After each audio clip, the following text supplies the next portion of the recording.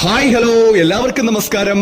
കേരളത്തിലെ ഏറ്റവും വലിയ ശ്രീകൃഷ്ണ വിഗ്രഹമുള്ള ഒരു ക്ഷേത്രം, കേരളത്തിലെ പ്രസിദ്ധമായ 5 ശ്രീകൃഷ്ണസ്വാമി ക്ഷേത്രങ്ങളിൽ വളരെ പ്രാധാന്യമുള്ള ഒരു ക്ഷേത്രം.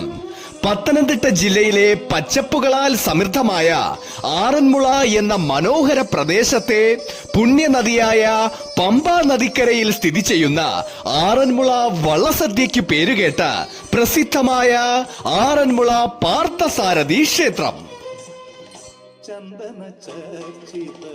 ചതുർബാഹുവും പരമാത്മാവുമായ മഹാവിഷ്ണുവിന്റെ രൂപത്തിലെ ശ്രീകൃഷ്ണ പരമാത്മാവാണ് ഇവിടത്തെ പ്രധാന പ്രതിഷ്ഠ. ശ്രീകൃഷ്ണൻ തന്റെ ഭക്തനായ അർജുനന് വിശ്വരൂപം കാണിച്ചു കൊടുക്കുന്ന സങ്കല്പത്തിൽ 6 അടിയോളം ഉയരം വരുന്ന വിഗ്രഹമാണ് ആറന്മുള പാർത്ഥസാരഥി ക്ഷേത്രത്തിൽ കാണാൻ കഴിയുന്നത്. ഭഗവാനെ ഒരു മാത്ര കാണാൻ ആയിരങ്ങളാണ് ആറന്മുള പാർത്ഥസാരഥി ക്ഷേത്രത്തിലേക്ക് എത്തുന്നത്. ഭഗവാന്റെ പുണ്യദർശനം ലഭിച്ചു കഴിഞ്ഞാൽ ആ നേരം മുതൽ ഭഗവാന്റെ ദാസനായി മാറുകയാണ് ഇവിടെ വരുന്ന ഓരോ ഭക്തരും.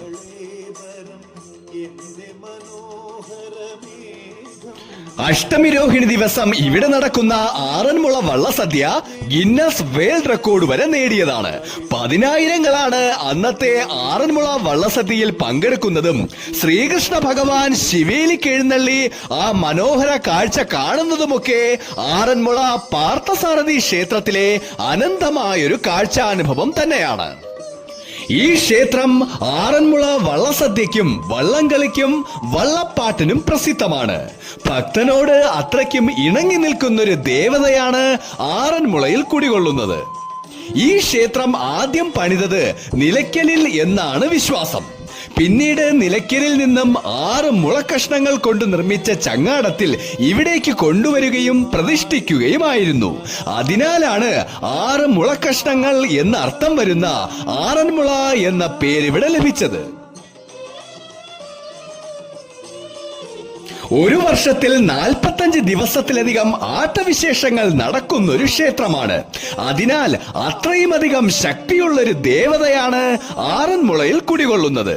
പഞ്ചപാണ്ഡവരിൽ അർജുനനാൽ പ്രതിഷ്ഠിക്കപ്പെട്ടൊരു ക്ഷേത്രമെന്നും യുദ്ധക്കളത്തിൽ നിരായുധനായ കർണനെ കൊന്നതിനുള്ള പാപം നീക്കുന്നതിനായി അർജുനൻ പ്രതിഷ്ഠിച്ച ക്ഷേത്രവും എന്നാണ് ഇവിടെ അറിയപ്പെടുന്നത്.